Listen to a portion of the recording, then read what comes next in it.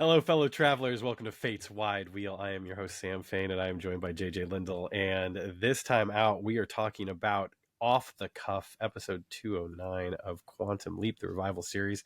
Very excited for numerous reasons. Of course, chief amongst them is the fact that Quantum Leap is back, and we're back for 4 straight weeks. We're going to get 5 episodes in 4 weeks, and it all kicks off with episode 9 of season 2, Off the Cuff, written by Alex Berger and directed by Joe Menendez. And spoilers right up front, I really enjoyed the episode for a variety of reasons. I love the momentum of the episode. I love the banter and the dialogue of the episode. I love what comes in the latter half of the episode. And I love the fact that an episode that risks feeling like 2 episodes smushed together in some ways, instead feels like one narrative and works incredibly well. So I'm a fan. JJ, what's your short take on it?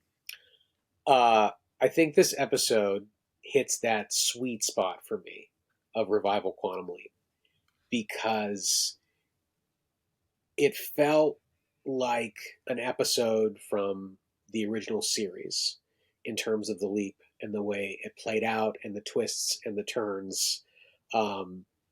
But at the same time, like you said, they were able to perfectly integrate what makes this new version of Quantum Leap unique and build in some of that mythology and some of that character pathos and history and just have it all work together in this really charming, fun, sad, emotional smoothie, of which I have one right here. So correction, you had one. I did have one. It wasn't big enough. I loved it. I thought it was great. I think they're hitting the season on all cylinders, and the fact that this is the episode that they come back with from hiatus. And this is a heck of a hiatus. This isn't just your normal, okay, we're going to be off for over the holidays and back. I mean, right. This is writers going on strike, actors going on strike for months, and then finally they're back, and it just feels like they hit the ground running. Absolutely. Yeah, and that's something that I had the chance to talk with Alex Berger about when I had the wonderful opportunity to chat with him about this episode. But we also talked about the fact that there, was this long break, right, between writing the episodes, that they had finished, episode 8 back in like March. And here we are, flash forward over 7 months, basically, to the return of shooting in late November after Thanksgiving. Now the writers, of course, have been back a little bit longer than that. And they were certainly, getting the scripts in order and breaking stories. But from what I've been told, a lot of the stuff was actually kind of planned out and ready to go in thought, at least before the strike even started.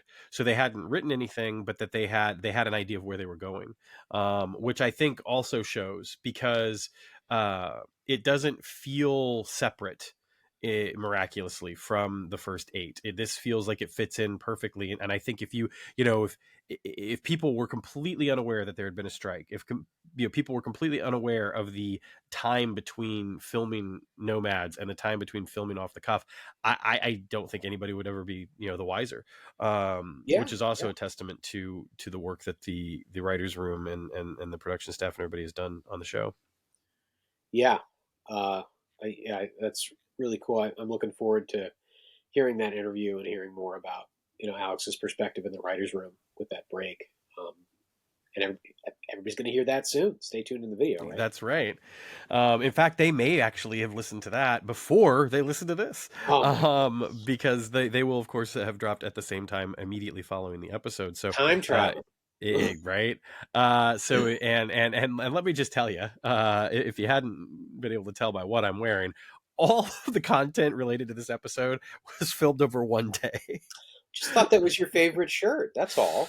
Well, it's funny you mentioned that, because I realized that I was wearing this in the last episode as well. People trying to figure that out. Like, wow, did they have that back then? That's right. Um, Unbelievable. But there's some other stuff that I wanted to talk about real quick before we get into a little bit more depth about the episode itself. And I certainly don't want to belabor it because I feel like, I had the good fortune again in speaking to Alex and covering a lot of ground. So I try not to be too repetitive. However, one of the things that I do want to talk about is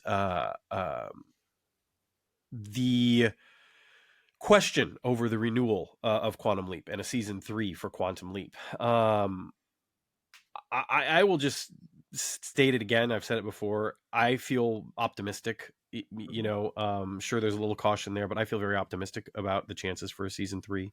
I think that there are a number of factors that point to that being the case. There was an article / interview released recently that gave some comments from Caitlin, which may not have been fully in context. Who would think? And they may have been. I don't know. I don't think that they were, just the way that they were parsed out within the article itself. But that's besides the point. That seems to have made people think that the show could be in danger. And I'm curious, before I go any further, JJ, what you think about the notion of it being up to the fans to ensure that there's a season 3, and if you do think that this is some sort of call to action, or if it's simply just like, if people are watching the show and people are engaged with the show, then yes, we'll get a season 3, as opposed to get out your stamps and start mailing those letters. well, obviously, I don't know either way, but what I would say is, there are 5 episodes left to air, and there's been a long break. So I think the simplest read is it's up to the fans to watch, Yeah. because it's going to be the ratings that make the decision, and the live ratings, the Nielsen ratings, but also those streaming numbers. And you know a, a lot of the streamers have been able to play things pretty close to the chest these days, in terms of those numbers, and also what how much weight they carry in terms of Right. renewals and cancellations. So I think the best bet everybody can do is watch the episode, and if you enjoy the episode, stream it on Peacock again later in the week. I think that's the best way that that you can show your support of the show, is to watch the thing. In terms of anything else, I know I saw stuff about letter writing campaigns and things like that. I mean, that stuff is great, but I don't know that there's necessarily been a call on the production side to do that. I feel like there's some really engaged producers on this show Right. that are really good at letting fans know what's going on, and I would say, like, if there's a call to arms, I think that they'll make the call. And I would hope we're not at that point yet, because we still have over a third of the season has yet to air. So Right. if I'm the folks at NBC, I'm going to see what those ratings look like. So I don't watch the show. That's sort of my takeaway. Yeah. Watch the show, introduce it to friends, to watch the show, and keep talking about the show on social media. And I don't know, if you feel compelled to write a letter, I mean, go for it. Absolutely. That's how we got 5 seasons of the original series. That's how we got 3 seasons of Star Trek. I mean, these letter writing campaigns work. Um, I don't know if, you know, we're living in such strange times right now, is what I would say, is that we have more access than we ever have in the past. I mean, when they did the campaign to keep the original Quantum Leap on the air, literally writing letters, and the only information that you had back then in the early '90s was what you'd read in the trades, and very early sort of internet, to figure out what's going on with your favorite shows. Now we have all this information out. We have even more media and interviews, and we also have networks and corporations that, especially right now, they just really seem to be focused on the bottom line. So there's so many elements, like how much does the show cost to produce? What what's the ad revenue for the show, and things like that. So I don't know. There's just so many elements now, to keep in mind. I just, at this point, again, I'm just like, I think ratings are where it's at. So watch the Yeah. show. Yeah. Yeah. I would start off by saying, much like you said, that if you feel in any way compelled to write a letter or send an email or post on social media, by all means do it. Of course, support the show any way that you see fit. And I certainly don't think that there's harm in that act at all. I think it's wonderful, to see people moved to do that. Um, I do think, if I'm being completely honest, that to attempt to start any sort of campaign, a save quantum leap hashtag, for instance, or anything like that, it's extremely premature. And to be equally frank, it concerns me because I wonder what message that sends to any casual viewers or anyone that might not have picked up on the show yet. Because it would be very easy, I think, for someone to see that and say, like, oh, the show's already in trouble. I don't know. Maybe I won't watch it, or maybe I'm not going to tune in. And it could have a different effect on some folks, sure. Um, I also fear, quite frankly, the fodder that it might provide certain outlets that have never liked or appreciated the show. Your giant freaking robots and, scumbag sites like that. Yeah, that's right. I went hard. And You're being uh, completely honest, aren't the you? the though the I worry that it provides them fodder to create an article and throw some shade and talk about the fact that oh, look what they're already having to do over there or whatever. Um, because, like I said, it feels premature, and especially with it only being January. That's the other thing. It's January. There are Yeah, not a lot of shows out there that have been renewed. right, Period. Right. right. And I just think that anything we can do to show our passion and support for the show, I'm 100% behind. Absolutely. But my honest response to it, and if anyone is wondering why they haven't seen me brandishing the hashtag or talking about the campaign or anything like that, is because I just don't feel like it's time for that. And I guarantee you, if it does come to that, I will write a letter every single day until my fingers bleed. Like, no doubt about that I that I will have my full support. But at this particular point in time, I just look at the time of the year that it is. I look at the fact that we have 4 more episodes to air. um that there could be a lot of time between now and when we find out. However, I also recognize that it certainly can't hurt to let NBC know how much we love the show.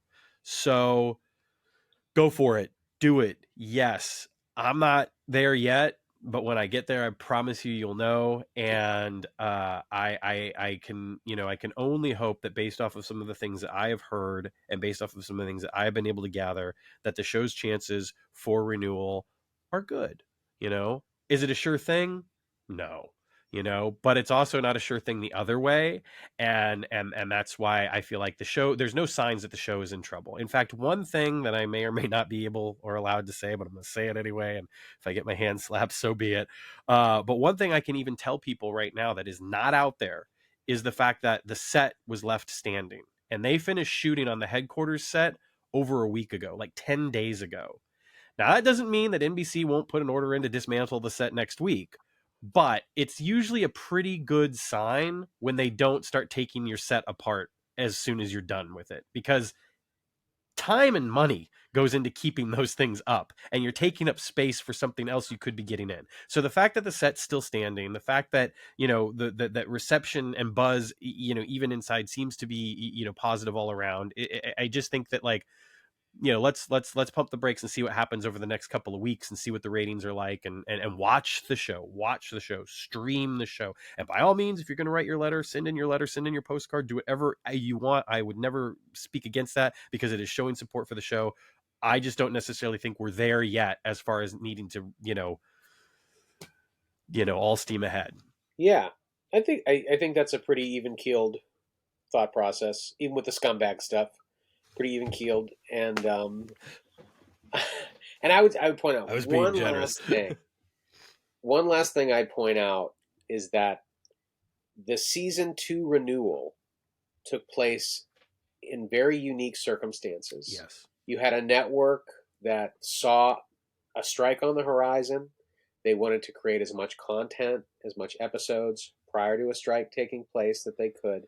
There really wasn't a hiatus between seasons 1 and 2. They pretty much went right into writing Yeah. and shooting the second season after they wrapped the first.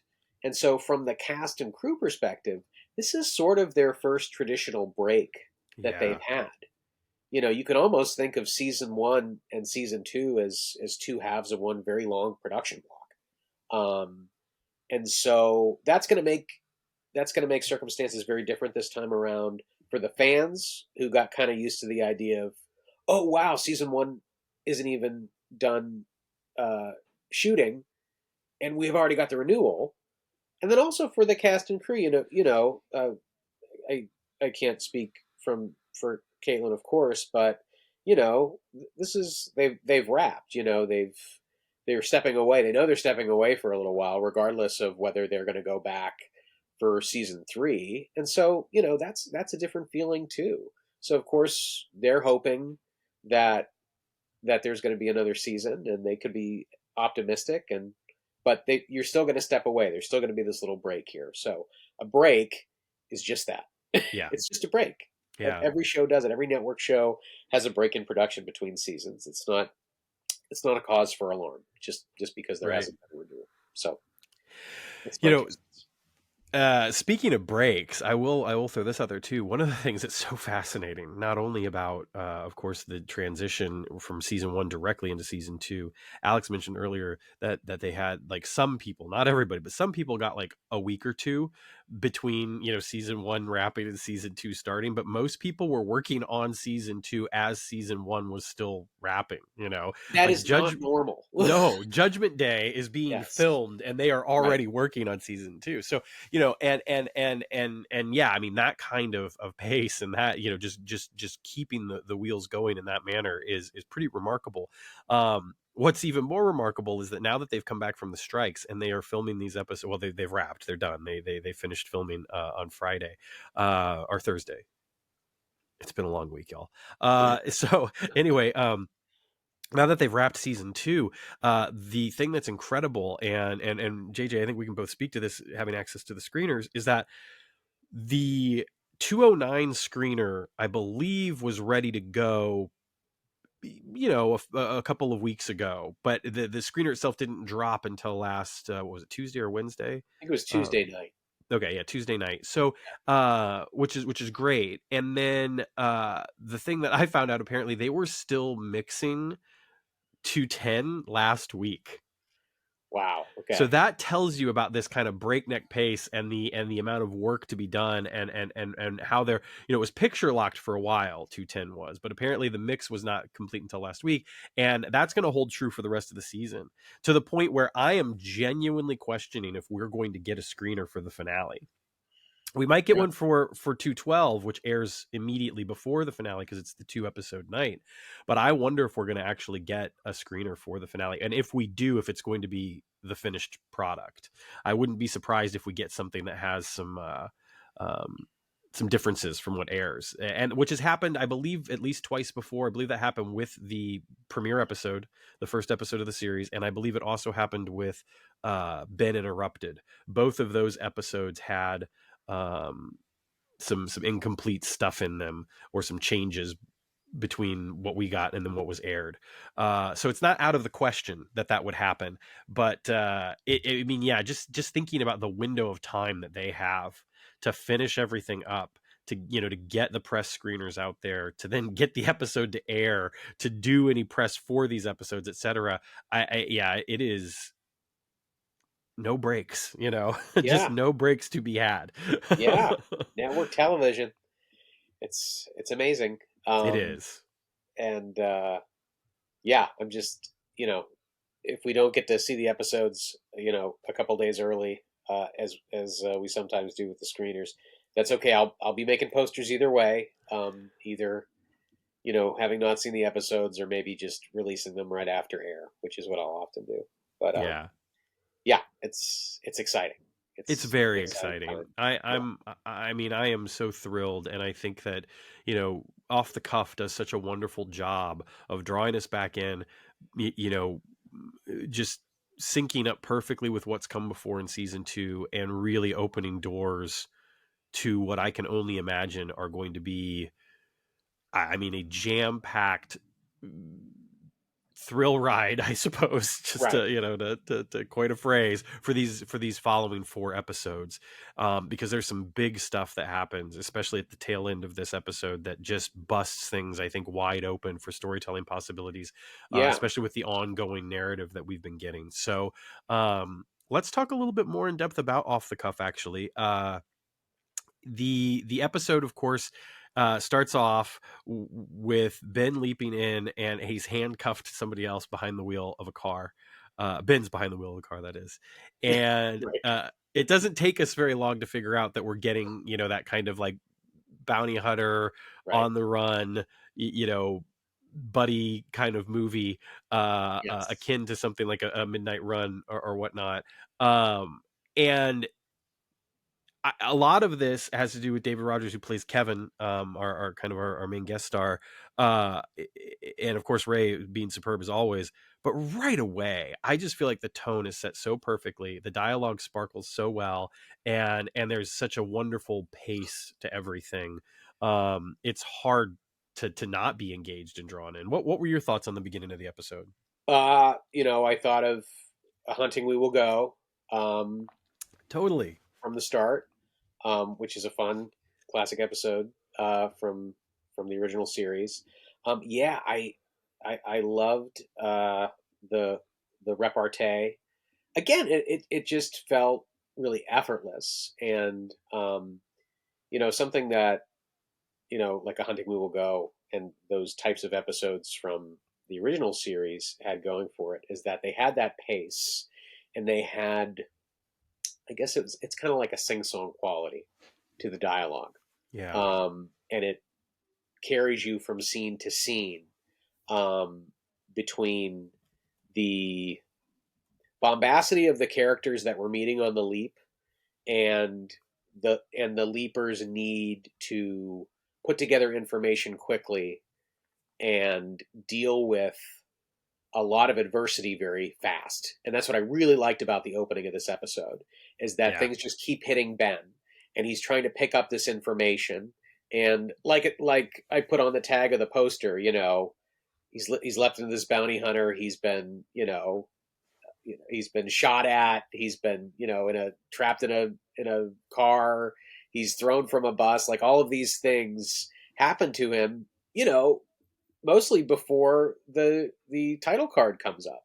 Right. And so, I loved the pacing, and I really loved, the performance of, the actor who plays Kevin. And I just thought that, scoundrel with maybe a heart of gold, or at least bronze. Uh, he played that, pitch perfect. And yeah, everything was there. The writing was there. The directing was great. There was a lot Yeah. of action heavy scenes, early on in the episode, and and I was watching it, and again, just another like classic Quantum Leap connection. It's always the person on the other side of the phone. Okay, Yes. it's Yep. always them. So yeah, um, but I like that. That almost felt like an homage to me. Like, how many times it's like, well, Sam is, doing, he's, on his mission. It's like, oh well, this is the person. This is my person I trust. This is my person. Wait a second, you're the one. You're the one that I can't trust. And so I like that. I like that was weaved into the story as well. But the other thing I really liked, Sam, about the episode is that that stuff almost starts to feel like a MacGuffin, because they Totally. pull the rug out from under us, Yep. and they reintroduce, Hannah Yeah. in At, in the at second half of almost the episode. at almost literally the midway point of the episode. Like, if you Yes, look at the length of the episode, she walks in the door at almost exactly halfway through the episode. yes, Um Yeah, I love so much of what you said, and you know, two things. One, I just, because it's so beautiful, and I gave you all the praise on the Patreon exclusive video, so I want to make sure I do it on the one that everyone gets a Uh, chance to see. But it, seriously, the tagline is so perfect. Since Ben leaped into a bounty hunter, he's been harassed, chased, shot at, trapped in a burning car, thrown from a moving vehicle. But don't worry, things are about to get really interesting. It's just so perfect. It really is, you know, for the nature of this episode. And yeah, I think that you know, you also mentioned the dialogue, and immediately the thing that popped into my head as you were talking about it was that sort of Ben Hecht, Howard Hawks kind of like just rapid fire delivery, you know, just get the words out. And so much of the humor of the episode is derived from that as well. yeah, Because one of the things that I love about the episode is that it does have this incredible sense of humor. And a lot of that comes in the first half, but in no way is it lacking in the second half. We just kind of, again, the gears shift a little bit. Um, but there are some incredibly fun moments. You know, there's the one point where Kevin, for instance, is trying to convince Ben to let him go, that he didn't do it, he's innocent, he's an innocent man, and then immediately follows that line of dialogue up with offering him some of his spoils from the thefts that he's committed. And Ben's like, I thought you said you were innocent, and Kevin's response is, I'm a criminal, I lie. And it's just like it's just lovely, the amount of fun that can be derived from everything, while not losing sight of the fact that there are killers chasing them, you know. right. And that, you know, being able to marry that together is always essential, I think, to, you know, to creating something that is as engaging as this episode is. But of course, you mentioned it. You know, we see Hannah. Now, before Hannah walks in the door, we arrive at Kevin's brother's house, played by Josh Dean. And Josh, of course, is an alum of Blind Spot, which is where Alex and Martin obviously would know him from, having worked on that show, of course. And it's interesting because when we meet Josh, we also meet his son, Jeffrey, with his Red Ryder BB gun that he saved his cereal box tops for. Really will And shoot your eye with that thing. yeah, yep. And and Josh is an interesting character. And there's this really lovely scene that we have between Ben and Josh as Ben is getting fixed up, because obviously he's been banged up with the car wreck, the jumping from the bus and everything, and needs some attention. And you know, two things I want to insert. One quick thing about that that's really cool that we learn about is the fact that Addison has the line to Ben that if he doesn't get the shoulder attended to, Nick will lose the arm due to an infection. And I thought that that was a really wonderful way to kind of, you know, reinforce the idea that it's not Ben's body. You know, like, yeah, of course, Ben's going to feel the pain because, you know, he's there and whatnot. But at the end of the day, he's taking care of somebody else's body. And Right, so it's like when he gets out of there, they're going to have to deal with whatever fallout, you know, might be left behind from Ben's activities during the leap. right. Um, but anyway, he and Josh, Josh is a doctor, of course, and he and Josh have this wonderful dialogue that, you know, tells you just as much about Josh as it does about Kevin. With, you know, they're growing up in foster care, you know, in high school together, and you know, they even kind of name check the Eddie Haskell and the Beaver analogy between their personalities growing up and how it was fun. But eventually, you know, everybody gets tired of Eddie Haskell. You know, it's like Eddie Haskell doesn't play as well when you're in your, you know, late 20s, early 30s, for instance. Right. um and so I just love the dynamic that's set up, and it further deepens, I think, our appreciation of the character of Kevin, which is always something that I love. Anytime you get the opportunity to learn, you know, more about a character and appreciate a character even more when they're not even in the scene, you know, or on stage or whatever. Yeah. Um, Yeah. Definitely. which was great. There's a lovely Easter egg in here if you pay attention to the diploma on the wall after they mention the fact that Josh was valedictorian and not Kevin, and that is that he went to Alexander Berger High School, uh, which of course is the name of our lovely writer and EP for the episode. Amazing. And I enjoyed that a great deal. There's some other stuff in there as well that Alex talks about in his interviews, but I'll leave that for that. But when Hannah walks through the door, obviously the gears shift. We get that lovely music, which I could listen to all day.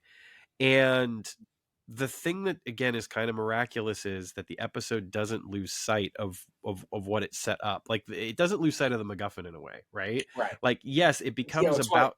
I something hesitate to else, call it but a MacGuffin, right. but it's just it adds this new layer to the story. Yeah, yeah. Yeah. And so of course the huge reveal is not necessarily just that Hannah's in the episode.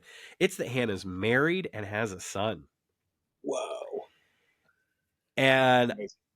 I love this. I love it so much. You know, in the interview I did with Dean and Drew for Secret History, I specifically asked about Hannah living her life outside of, you know, the confines of when she meets Ben, and specifically asked about having, you know, getting married and having a family. And you know, they of course played it very close to the vest. Oh, I never thought about that. Right. But now, you know, here we are seeing it, and I just do. I think it's a wonderful choice. You know, it deepens her character a great deal. And the other thing that's fascinating is those first few leaps, you know, there was a span of about 6 years between each of those first few leaps when he saw Hannah.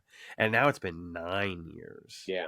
So no need to get out your calculators or anything. There is no way possible that Jeffrey could be Ben's son. So don't, you know, let's step back from those theories right away. Right. Uh, but I do think that I don't know. It just says a lot about the types of stories that they want to tell, the type of, you know, the and again the character of Hannah, and it makes me happy in a way that she's still, you know, living her life and doing her thing. What were your thoughts on all this, JJ? You know, it's heartbreaking for Ben, and you know we've watched we've watched his heartbreak a lot this season. Yeah. They're really putting him through the ringer, um, and it creates this very interesting moral quandary, which Hannah, you know, sort of pretty explicitly states. You know, do you believe it's possible to be in love with two people at the same time? Um, and you know, she's sort of she's like good to go, which it's just you know. Right. But of course, you know, from her perspective, and yeah, you sort of have to have this kind of, if you're in Hannah's situation, this cognitive dissonance, because you've got your life, you've got your husband who you love, you've got your son who you love, you've got your work, you've got all these things, but then there has been this traveler, this unbelievably, you know, heroic, you know, lovely, almost spirit that has entered your life a number of times from when you were, you know, a, a very young waitress who inspired you to follow your dreams in that episode, really set her on this path, and just, you know, these steps along the way, um, just having such influence on the course of her life, and just building this bond and this love. And so, you know, that it puts Ben in this awkward situation where he's literally walked into this house, this man has fixed up his shoulder, and you know, he's married to the woman that he's in love with, and then he's in a room alone with her, and Right. she's getting a little handsy, and he's like, I don't, I'm not sure what the etiquette is here. Yeah. um I am unclear how I'm supposed to react. If Yeah. there's a right or wrong thing. And so I thought that that was a really, really interesting choice, Yeah. because there is a lot of sort of ambiguity in that situation. And, Uh, um, and, you know, I always appreciate when, you know, you're watching a show like this, and you're like, I'm not sure what the right thing to do here is. totally. Yeah. Yes. I completely agree with that. And and also even to add to that, I don't know how I'm supposed to, or how I want to, not supposed to, that's the wrong way, but I don't even know how I want to feel about Hannah in this particular moment. Right. And I love that it kind of does that, because you're just sort of like, what, you know, what does this mean for her? And what does this say, you know, about who she is and the choices that she would make? And one of the things that of course is so lovely and powerful about the episode is that Hannah has that wonderful line about, love being infinite, and any parent knows, you know, when they see their child that their heart can grow and has space, etc. And I think that something that's kind of incredible about this season as a whole is you look at Addison.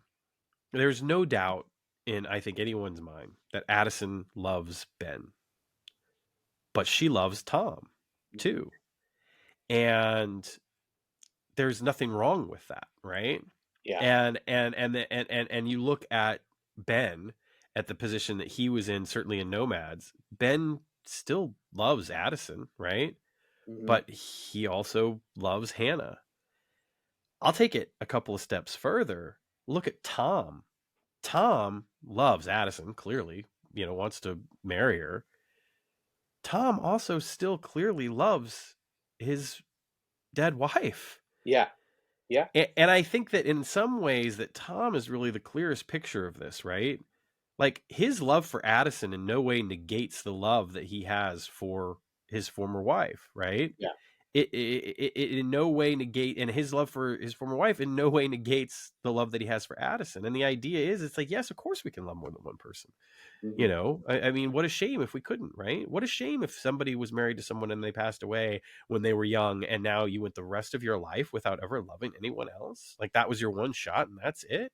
It's the same thing with Beth, right? And it's the reason why when people were upset, and it was a very, very small yet vocal crowd, but when people were upset that she was dating Magic, it's just like, what? How awful! Yeah. How awful! Did you think Beth was supposed to stop living and loving when Al died? Like, you know, Yeah. it's not the way that things should be. And so, Yeah. We don't, entomb our our widows with their with right, their dead husbands. Like exactly, we have to exactly, move on. It's till death do us part, and and then life continues. And but I'll push back a little, because I think you're absolutely right when it comes to Tom. And like, obviously he's a widower. He still loves his wife who passed, and but he, that shouldn't stop him from falling in love again. Here we have a situation, of course, with Addison. Like, literally, the love of her life died, came back from the dead. right, right, And now, and again in this episode with Hannah, the love of her life has been gone for 9 years, and suddenly ends up sitting next to her across her dining room table with her husband and her son. I yeah. mean, these are not easy situations to navigate. And love might be infinite, but you make commitments to people, other people's feelings are at stake. Like, what do you do? Well, so here's where we get into, like, you know, theories and such. All right, Because you know, let's just jump right to it, right? let's do it. Uh, because I started to wonder on my second watch of the episode, how much does Josh know? Yeah. If Josh is the person that Hannah has decided to spend her life with, have a family with, is in love with, and loves, I would think, I would hope, especially the Hannah that we see prior to this, that at some point Hannah would have sat Josh down and been like, you know, I know this is going to sound insane, Right. but there is someone out there, and I know he's out there, and I've met him, and when I was in Cairo this happened, and when I was going to Princeton this happened, without necessarily getting too specific maybe about the time Right. travel aspect or whatever. Because I just, to me, that feels like the type of thing that Hannah would have done. And maybe not, you know, maybe instead it's Rose from Titanic, right? And it's like a woman's heart is whatever she says, you know, and has secrets from the people that, you Right. know, Then you but throw it in the ocean. yeah, exactly. Throws it, yeah. So maybe not. Maybe I could be reading that wrong. But it, at least as of right now, let me put it this way: as of right now, without having confirmation one way or another, it exists in my mind that there is the possibility that she has shared some of this with Josh, Mhm. and that, again, with the type of person that Hannah is, that maybe Josh was just sort of like, okay, let's get married, you know, like, let's Yeah. still, I love you, and that sounds incredible and amazing, and I have no idea what to make of it all, but I want to spend my life with you, and if you want to spend your life with me, then let's do this.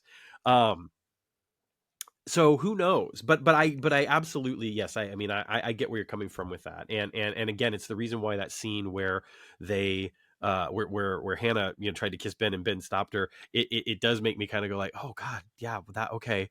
How do I feel about that? Like Right? I'm still processing how I feel about Yeah. that moment, to be honest with you. To But I'm say, so because glad they did it. right, yeah, and you know, and to say nothing of the fact that every time that she's met Ben, he's been in another host body, you Yeah, know, which is a whole other layer to it. Yeah, I mean, you're right. right. I just feel like if her husband was aware at all of that history, that it would have come out during during the course of the events. She had a lot of opportunities to sort Sure. of say, you know, hey, this is the This guy. is Even if she Ben. doesn't want Right. to get into the time travel aspect of it, you know, she could say this is Yeah, the guy. Um, that's a great and point. she did. And you know, the thing that tipped her off that it was Ben sitting in front of her, because she didn't realize, was the Cairo thing. And if she had shared something about Cairo with him, and saw how they were acting, I think that probably would have tipped him off too. So yeah, I think there's a Now, possibility, but fine, I you've think blown my theory all out of the well, water. I'm not trying to do that. I just think that, and I'm not saying this to throw the character of Hannah under the bus.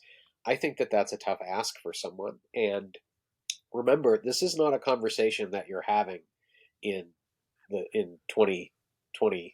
Right, This is a right. conversation that you would be having with a man in the early 1960s. Yeah, no, that's a Um, great point. so it's a completely different landscape, regardless of how advanced a person is in their feelings. This is still 60 years ago.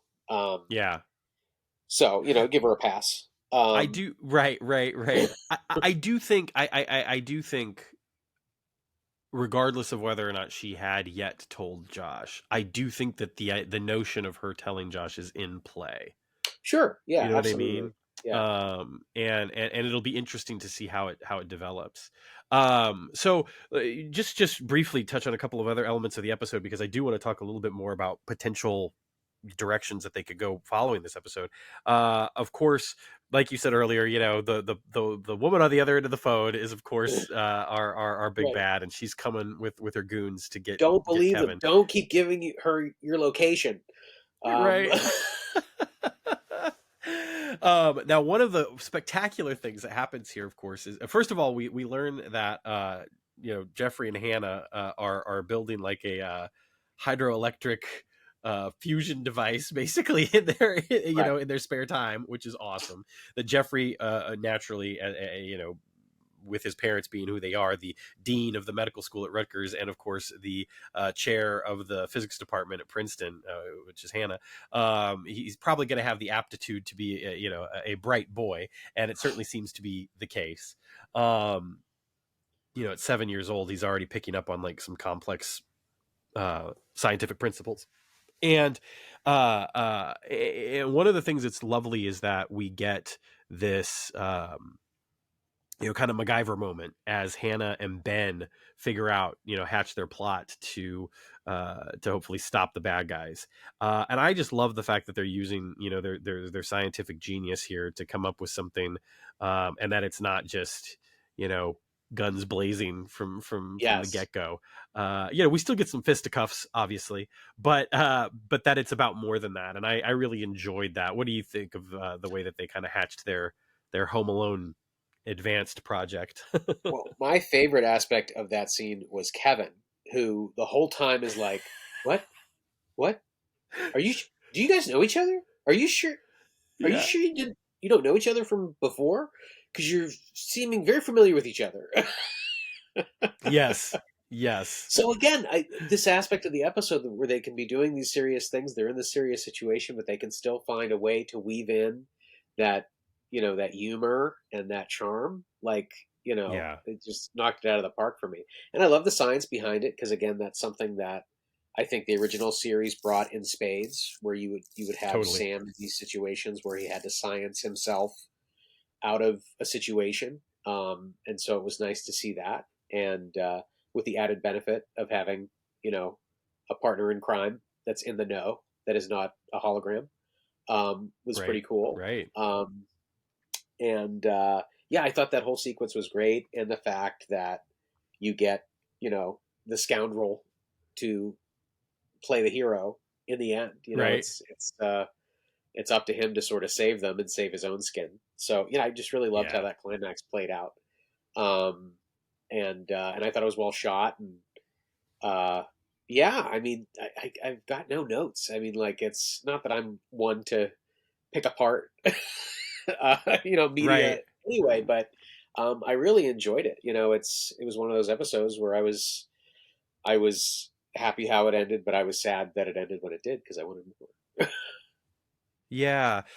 No, I mean, yeah, it is. It's such a highly enjoyable episode, and I felt like by the time we kind of wrapped up sort of the, our main story, if you will, and the bad guys are taken care of, and the BB gun has come into play. We get the awesome fight sequence with Hannah and Ben, kind of almost shades of Secret History in a way, working together in the fight scene, Yeah, and everything was great, and the right. way that they're in sync as they hatch the plan. Um, and then everything kind of wraps up from there, and it seems like we're all kind of hunky dory, and okay, that's that. It'll be interesting to figure out what might happen to Hannah after this and when we might see her next. And as Addison provides the wrap up, we get the very heavy news that Josh is going to die suddenly in a few years. Hmm. Yeah. And Ben's initial response is like, there's a surgery that could save him. Like, it's a simple surgery. It's like, it's fine. It's just if they don't know about it. And he turns around to go to warn Hannah, and as he does so, he leaps. Yeah. Yes. Uh, Crazy. the I'll address, I think, something that I'm sure QLP will talk about a bit as well.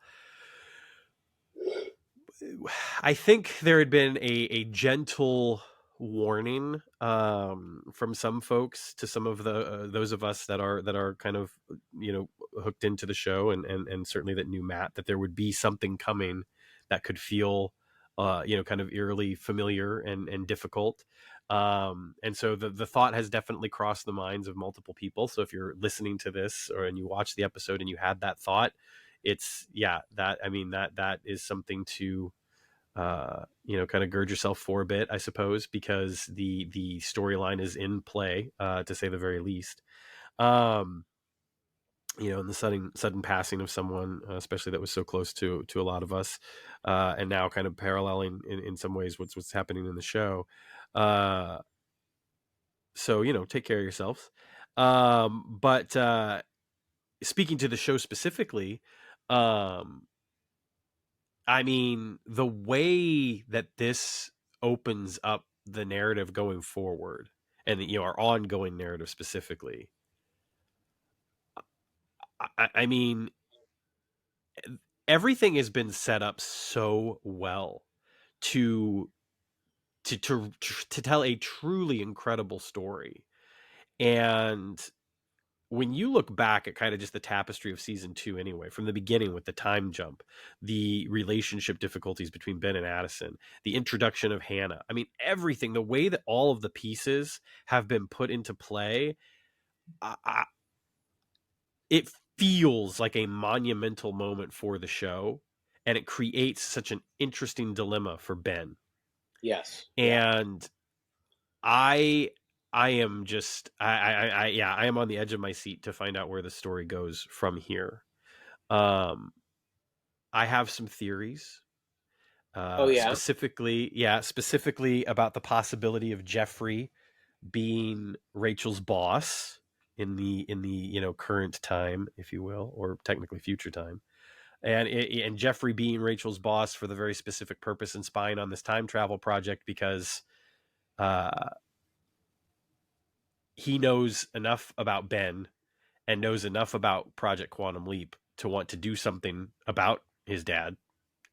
Um, and that the DARPA file, which we didn't really get a chance to talk about, that they're going to hopefully use to try to get Ben home, was likely written by Hannah or Jeffrey, I think. I have this wild theory that Ben wrote it himself, but I definitely don't think that's the way it's going to go. But I love this. I just had this like kind of thought experiment almost that occurred to me earlier today, where I was just sort of like, what if Ben wrote it?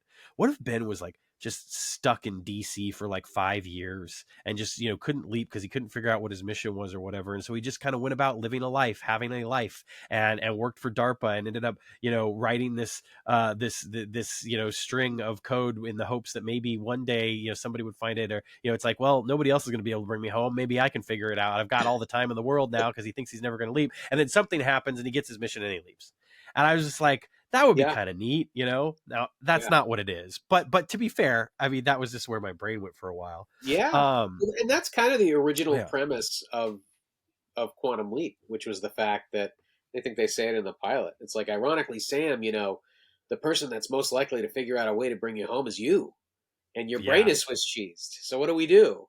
Um, yeah, I think those are very credible theories. I will add a little bit on to one of your theories, if you don't yeah. mind, just something to think about. Please.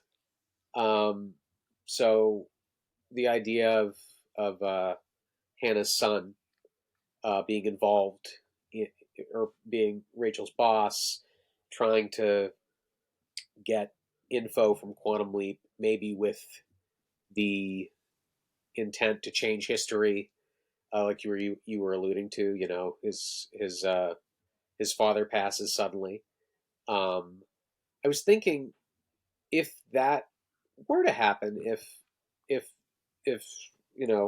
Ben or whoever else managed to change history to save his life, what other repercussions could that have Sure. with the timeline? Yeah. So let me ask you this Right. question: do we know how Tom's wife passed away?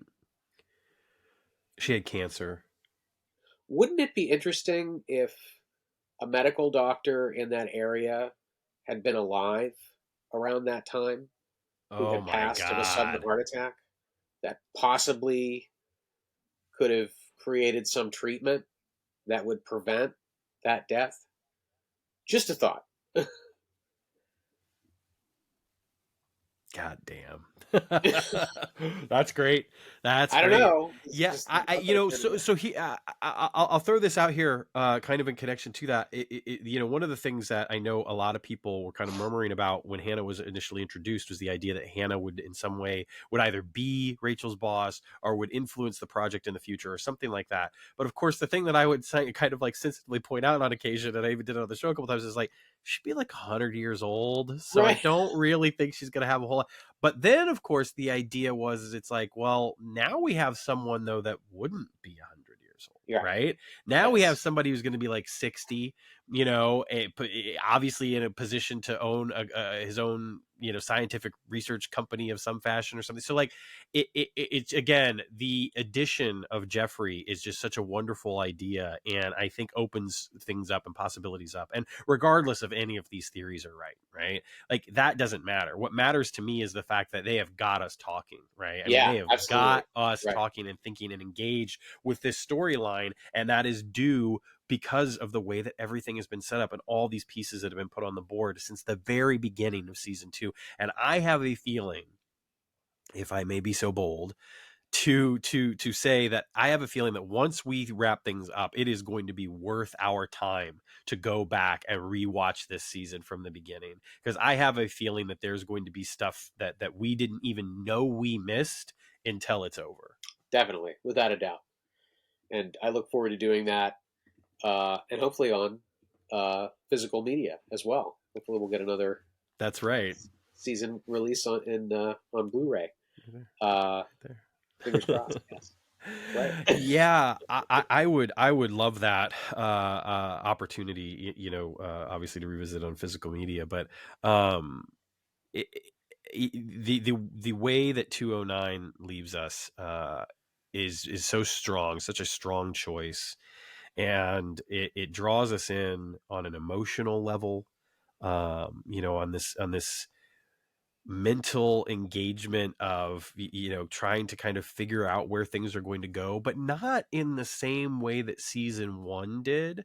And this isn't a knock on season 1. You know, I've kind of joked around a little bit about the mystery box element, and, you know, and how this season has been better because it doesn't necessarily have that or whatever. And I don't know that that's true at all, but for me, the mystery here to kind of figure out, it involves the stakes that are in front of our characters, as opposed to you know, oh well, where is Martinez from, or, you know, what does he represent, or how are we going to catch up with Martinez. Instead, it's more about my emotional investment and engagement with these characters that I'm asking these questions. And when I get to ask the questions from that perspective, to me it's always more powerful than, you know, well, what's the smoke monster, you know what I mean? Yeah. Why are there polar bears on the island? Right. Uh, Right. yeah, because when you ask it as enough crazy questions, I mean, you can, and again, just speculating about what's going to happen in the next four. Don't don't get trapped in that the speculation quagmire where you know you're writing the rest of the season in your head, and if the writers don't write the same season that you did, you're somehow disappointed, or it's not as good, or you know, because that's not really the expectation of a show. Shouldn't be for it to play out exactly like you thought it would. I mean, Yeah, it right. sort of should be the opposite, right? Yeah. um so I always tell people, like, don't get too obsessive over theorizing about where the series is going next on any television series. Enjoy the ride. um Absolutely. and I think that that's sort of that feeling is like, I don't love the idea of binging television, but I think the advantage of the binge is that you you get to experience a story all in one breath. Yeah. Um, and so it is like watching a really long movie or a miniseries. That being said, there's something really fun about water cooler talk when it Oh, comes to our totally. favorite shows. Yeah. And so, it's just a matter of, fan theories are one thing, water cooler talk is one thing. Enjoying something should be the point, not Yes. not getting, you know, obsessive and disappointed when it doesn't work out exactly the way that you had set out in your mind. So And yeah, enjoyment should be the goal. yeah, I agree completely. And I think that for me, the difference is, don't be concerned with being right. It Yeah, doesn't, you know, it's like, you know, all the water cooler talk you want, all the theorizing, daydreaming, or whatever that you want. Just, it's not about being right. It's about enjoying the ride, like you right. say, Yeah, and allowing, and allowing the show to unfold itself to you, as opposed to placing all of these expectations on it, because I think that is definitely a recipe for disappointment. yeah, Um, yeah. and that's why, like, if Rachel's boss is somebody that we've not met yet at all, don't even know, or whatever, I'm not going to be You're gonna disappointed. lose it. I'm going to You are gonna the diatribe. be These no. scumbags over in the writers' room. Uh, I'm going to be intrigued, honestly. I'm going to be intrigued because it's going to be like, ooh, okay, where great. did this come from? Why? And I think that that's the thing too, is that, like, for me, the writers have more than earned my trust along for this ride, especially in season 2. And the actors have just been doing such a remarkable job too. I mean, Raymond is so wonderful in the episode. Caitlin is superb in the episode, gets some really wonderful moments. There's something that I talked about with Alex, her scene with Magic. I just love the fact that, like, that scene is so much about this character, about Addison, like, just, you know, damn it, what about me in the midst of all these curveballs that the universe is throwing me? Like, what the hell am I supposed to do with all of this? And I love that she gets to have that moment, that it's Yeah, not about Tom, that it's not about Ben, it's not about the project. It's a very human, relatable, connectable moment where it's like, damn it, what do I do in the face of this? And of course, Magic has his amazing sage advice. And we didn't even mention the fact that, of course, by the end of the episode, Addison and Tom are engaged. So, yeah, right. so I mean, so many big things, so many big things. And in a way, it's funny because in a way, it's like, oh, we got 4 more episodes. And in another way, it's like, there's only 4 more episodes. It's like, Absolutely. Yeah, there's absolutely. there's there's a lot of ground to cover, and it pays off what I have been alluding to for a while. Not by any stroke of genius of mine own, but because of it's stuff that's been told to me and stuff that I've been, trying to tell others. These episodes are all going to feel big and all feel connected and all be telling, this, paying off this narrative. And it is definitely a case of like, do not miss a single episode, because this is, in some ways, this is almost like one big 5-part story, Yeah, um, yeah, and it's just, yeah, I cannot wait to go on that ride. yeah. It's going to be a heck of a ride from now until end of February when we Yeah. and thankfully we're going to get a double sized episodes 12 and 13 airing on the same night. So that's going to Right. be nice. That's going to be great. So I'm looking forward to that too. It is. Yeah, I'm also very much looking forward to that, and I just think that it's a unique opportunity. On one hand, I completely understand the point of view for some folks, the notion that uh, if we would have been able to space it out, could we have generated maybe more buzz? Like, could there have been, more conversation between 212 and 213 because of the way 212 ends or whatever? But I tend to fall on the side of like, it feels epic and it feels big because it's 2 episodes in one night. So Yeah, I just think it's a really great opportunity for the show. And I think that it's going to be, yeah, I think it's going to be a special night for Quantum Leap yeah, fans. And I'm really, yeah, I'm really looking forward to seeing what we're going to get. yeah. Speaking of what I'm not comes looking next, however, forward to one thing that I designing do want to 2 mention, posters just in one because week, the information but is out there, other I'm than not that, spoiling anything. This was in the official press release from NBC. If you want to, you'll have already seen the teaser for next week's episode, which JJ and I have not seen as the time we're recording this. So I'm going to go ahead and throw this out there and see what JJ thinks. Next week's episode is entitled "The Family Treasure." It takes place in 1953, and again, one of the things that's fascinating to me is in 1953, Ben cannot really warn Hannah about Josh. So it's going right? to create a fascinating dilemma for him, even compounding the dilemma that already is in front of him. The synopsis of the episode, or really the logline for the episode, is: a cursed treasure hunt draws Ben to Mexico in 1953, putting him between 2 estranged siblings struggling with their late father's legacy. As they navigate a series of lethal obstacles, Ben finds the real challenge lies in repairing this broken family's bond. Super interested in where this episode is going to go. I think it's written by Shakina, directed by Jude Wang, and yeah, the other piece of information, of course, that is already out there, is that they did a casting call for an actor, assigned female at birth, trans, mask, non-binary actor, and I'm really, obviously for a variety of reasons, interested to see the story that's going to play out in that respect. But with where this episode leaves us as well, there's clearly going to be a lot going on, especially for Ben. So based off of all that, JJ, what are your thoughts maybe on next week's episode and the preview for that? I see these summaries and I'm like, all right, what kind of poster can I make for that? So that's my first thought. But other than that, it sounds like a really fun, uh, you know, drama filled, action oriented episode. So I'm looking forward to that.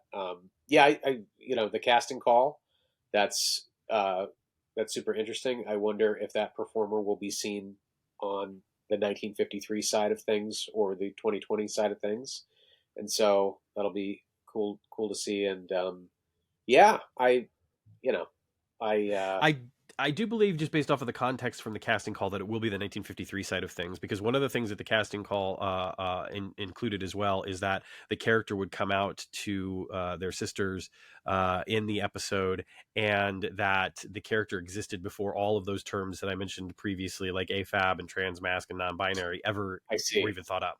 So Okay, that to me is also super exciting, because of course, the truth of the matter is like, I know that some of the rhetoric that's out there today is like, what's with all this new trans stuff or blah blah blah or whatever. But the fact of the matter is trans people have been around for hundreds and well, Yeah, thousands of years. So like yeah. it's a, you know, Like the thrift shop. we've It's always just new to existed. you, We man. will. Yeah, Okay, yeah, it's exactly. new to you. Exactly. So so the idea be getting to explore some of that from a historical perspective is exciting for me in a lot of ways. And so yeah, so we'll see where that storyline Yeah, and goes. have and again, like something that I really like, and something that I loved about Shakina's episode last season is that they're doing this on primetime network television, Damn which is right. great. You know, Yeah. telling these kind of stories, and and again because they're doing it from a perspective of history. And again, like all good science fiction as well, you can have commentary on it in a way that you can't if you're just telling a strictly um, you know, of the present story. So that's really cool too. Yeah. So I'm looking forward to it. Yeah. Absolutely. Anything else you want to add before we get out of here? Anything else I want to add? You and I have recorded 3 videos tonight, and I just want to say you did a great job, and I am looking forward. I'm looking forward to talking again next week and having some new Quantum Leap, and I'm traveling this week. I have signings in Florida, so I'll just say I will be making a poster for next week's episode. I don't know when, but I will figure that out. That's Well, look, all I could say is Nicole, if you're out there listening, which I doubt you are, the sooner you get that screener to us, the better. Uh, help me, so anyway, help me. just throw that out there to the universe. Yeah, No, I am so grateful, genuinely so grateful for the opportunity to be able to get the early access so that we can, do these videos and get the audio podcast out there in conjunction with the airing of the episode. I think it provides us with a really, really unique and amazing opportunity as fans of the show, as people that, are a part of this fandom and this community and want to share all of this with that fandom and community. And I'm just grateful for the opportunity to do that. I'm grateful for the opportunity to have you on the show, JJ, and talk about the episode with you. I'm grateful for everyone out there that takes the time to listen, to download, subscribe. Hey, if you haven't done that yet, hit that like and subscribe button. Helps the show out for sure as we get closer and closer to that magic 500 number. It's so close, y'all. I'm very excited about some of the things I might be able to do with the channel after we kind of kick it to the next level. And of course, if you want to further support the show, there is the Patreon. Now, naturally, as I always say, there are so many worthy causes out there that are worthy of your time and your money if you're capable and able to. Take a look around your community, see if there's something you can do. Help out at a soup kitchen, donate some clothes, especially this time of year. Organize a hat and gloves drive or something like that to help out in any way you can and to right some wrongs in your local community, in the world at large, of course, especially just talking about the subject matter that we just talked about in conjunction with next week's episode. The Trevor Project is a charity near and dear to my heart. Support the Trevor Project if you can, if you're able. Doctors Without Borders is another one incredibly important to me. There's also the Epilepsy UK Foundation, which was a cause that was incredibly close to Matt Dale's heart, and certainly we want to support them any way we can. In fact, if you do decide to support that foundation, do it in Matt's name. That would be lovely and wonderful. I miss Matt dearly. I think about him every day. I was talking with someone just yesterday about how much I missed him. I continue to miss him, and it is a lonelier landscape, quite frankly, without him to converse with and share some of this stuff with. Which is why I'm doubly grateful to have people like you, JJ, to hang out with and chat with about all this stuff. To all of the folks that make time for me and talk with me on the phone, through text message, emails, messenger, whatever it might be. You know who you are. I'm so grateful for you. You mean so much to me. You really, really do. I don't know if you have any idea. For everyone who works on the show, creates the show, thank you so much for everything that you do. I really appreciate it. And if you want to head over to patreon.com/fateswidewheel, you can support the show financially. That would be amazing. You'll get get access to all the behind the scenes videos that JJ and I do, describing in detail his process for all of those posters. You'll also get early access to upcoming interviews after the season finale airs. There will be some interviews that I'm going to kind of hold back to parse out for a couple of weeks maybe, but you'll get access to those probably about 48 hours beforehand. And yeah, it helps the show out, pays for the hosting services and everything else, and I really, really, really appreciate it. So thank you all so much for the patrons that I already do have. You guys rock. I appreciate it. That's gonna do it though. It's been a long week. It was tech week last week for the show. The show opened. I've not gotten a lot of sleep the past week. I caught a little bit of a cold, but you know what, JJ, we did it somehow. This day I recorded let's see, 4 hours, I think 4 hours worth of Fates Wide Wheel videos.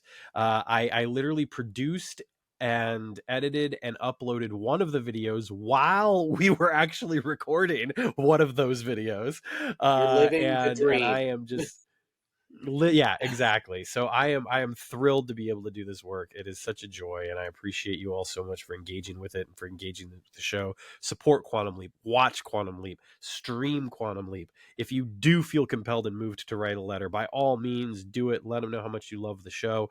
I'll let you know when I do as well. I mean, I love the show now. I'll let you know when I I've write a almost letter. got you. You're Oh so boy. close to hooking you. On that note, it's definitely time to get out of here. I just want to say thank you all so very much. Take care of yourselves, take care of one another, stay safe out there, and remember to always leap responsibly.